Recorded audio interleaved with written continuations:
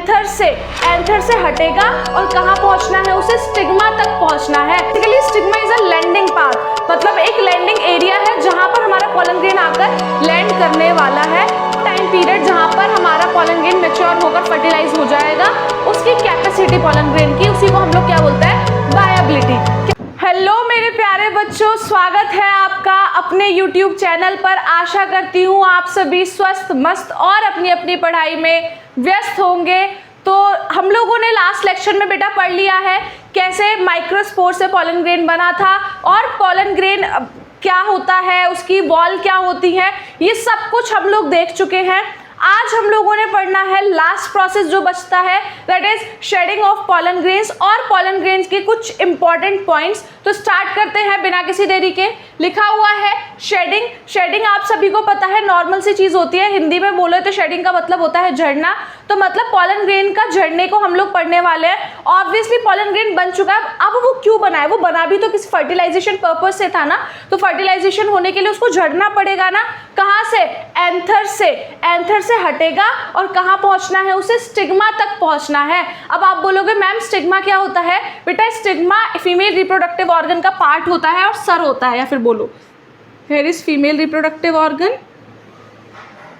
This is stigma बेटा, this is stigma, this is style and this is ovary.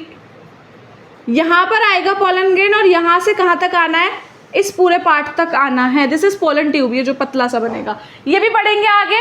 तो pollen grain को anther से कहाँ पर आना है बेटा, stigma. Basically stigma is a landing path, मतलब एक लैंडिंग एरिया है जहां पर हमारा पॉलन ग्रेन आकर लैंड करने वाला है, रुकने वाला है। ठीक है, देख लेते हैं क्या लिखा हुआ है। Pollen grain will shed on stigma of female reproductive organ. Pollen grain shed करेगा कहाँ से, एंथर से शेड करेगा और कहाँ पर शेड करेगा, हमारे फीमेल रिप्रोडक्टिव ऑर्गन के स्टिग्मा पर। अब आप लोग बोलोगे मैम यहाँ से यहाँ तक कैसे जाएगा, ये हमें आगे पढ़ना है, ये हम आगे पढ़ेंगे। फिलहाल आप इतना जान लीजिए कि पॉलन ग्रेन कहाँ से शेड करता है और कहाँ के लिए शेड करता है। क्लियर बेटा, दिस इज क्लियर। अब पॉलन ग्रेन की कुछ फैक्ट्स पढ़ लेते हैं, that is viability of pollen grain. अब आप बोलोगे मैम वायबिलिटी क्या होता है, बेटा आप लोगों के घर में कोई भी फंक्शन होता है या कोई भी चीज होती है, फंक्शन छोड़ो, आपके घर में पानी होता है, आप टैप वाटर भर के रख लो, एक दिन चलेगा, 2 दिन चलेगा, सालों साल नहीं चल सकता ना, खराब हो जाएगा वो पानी, सड़ जाएगा वो पानी। तो हर किसी वाटर की अपनी अपनी कैपेसिटी है। लाइक अगर हम लोग कहीं बोलते हैं ना, हम गंगा जल खराब नहीं होता है कभी भी, गंगा जी का पानी जब लेकर आ जाओ, गंगा का जल लेकर आ जाओ, वो कभी भी खराब नहीं होता, वो कितने दिन तक रखा रहता है। लेकिन अगर आप टैप वाटर को भर के रख लो, क्या वो खराब नहीं होगा, उसमें से स्मेल आने लग जाएगी बेटा। तो फिर यही होता है, कोई चीज लाइक सब्जी भी देख लीजिए, सब्जी एक सर्टेन टाइम तक ही रुक सकती है, फिर खराब हो जाती है। तो ऐसे ही बेटा पॉलन ग्रेन की वायबिलिटी होती है कि पॉलन ग्रेन के पास कितने दिन तक की या फिर कितने टाइम तक की कैपेसिटी है अपने आप को वायबल रखने की। वायबल मतलब उनकी capacity to reproduce, capacity to fertilize, मतलब पॉलन ग्रेन का के पास कुछ ही समय होता है अपने आप को फर्टिलाइज करने के लिए। ऐसा नहीं है सभी पॉलन ग्रेन में ऐसा होता है, कुछ में अलग कुछ में अलग होता है। तो वायबिलिटी की अगर हम लोग डेफिनेशन देखें तो क्या है, the capacity of pollen grain to mature and then fertilize, मतलब टाइम पीरियड, वो टाइम पीरियड जहां पर हमारा पॉलन ग्रेन मैच्योर होकर फर्टिलाइज हो जाएगा, उसकी कैपेसिटी पॉलन ग्रेन की, उसी को हम लोग क्या बोलते हैं, वायबिलिटी। क्या रहता है बेटा, अगर हम लोग बात कर लेते हैं कुछ सीरियल्स की लाइक व्हीट एंड राइस, इनके पॉलन ग्रेन की वायबिलिटी रहती है फॉर 30 मिनट्स ओनली, मतलब 30 मिनट में पॉलन ग्रेन बनने के बाद शेड हो जाना चाहिए। यदि 30 मिनट में शेड नहीं होता है तो पॉलन ग्रेन खराब हो जाएगा, फिर वो वायबल नहीं रहेगा। बेसिकली खराब नहीं हो जाएगा, लाइक ऐसा नहीं है सड़ जाएगा गल जाएगा, लेकिन वो फर्टिलाइज करने के लिए वायबल नहीं रहेगा, फिर वो फर्टिलाइज नहीं कर सकता है। उसके बाद whereas in some flowering plants pollen grain lose viability in over months like rose। बेटा रोज का जो pollen grain होता है ना, उसकी viability months, महीनों तक रहती है। लाइक उसका pollen grain महीनों तक फर्टिलाइज कर सकता है, काफी लॉन्ग पीरियड टाइम के लिए फर्टिलाइज कर सकता है।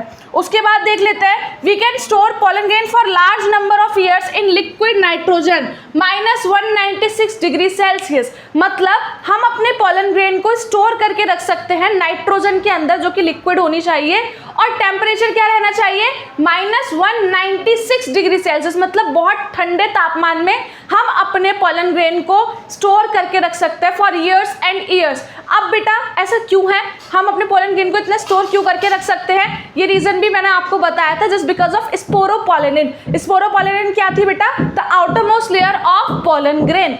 क्लियर, चलिए स्टार्ट करते हैं आगे। अब पोलन ग्रेन के कुछ न्यूट्रिएंट्स या फिर कुछ फैक्ट्स के बारे में पढ़ लेते हैं।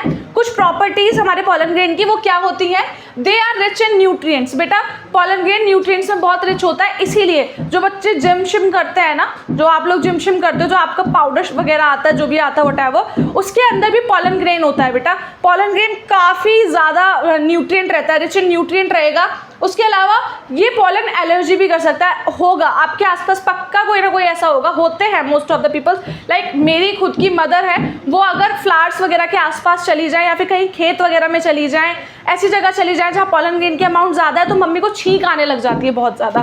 तो ये पोलन एलर्जीज होती हैं बेटा। इसके अलावा क्या है, can cause respiratory disorder. Respiratory disorder को भी कॉज कर सकते हैं, जैसे अस्थमा को भी कॉज कर सकते हैं। अगर ये हमारे नेसल पैसेज से अंदर चले गए तो हमें प्रॉब्लम भी क्रिएट कर सकता है। तो इसका मतलब जहां पोलन ग्रेन बहुत अच्छा है वहां बहुत बेकार भी है। ठीक है बेटा, that is it all about pollen grains. यही है सब कुछ, इसके अलावा और कुछ नहीं पढ़ना आप लोगों ने। आपकी एनसीईआरटी में इतना ही गिवन है, आपको इतना ही पढ़ना है। कॉम्पिटेटिव पर्पज से भी इतना एनफ है पढ़ने के लिए। That is it all about this video. If you guys like the video, do like, share and subscribe the channel. Thank you so much for watching.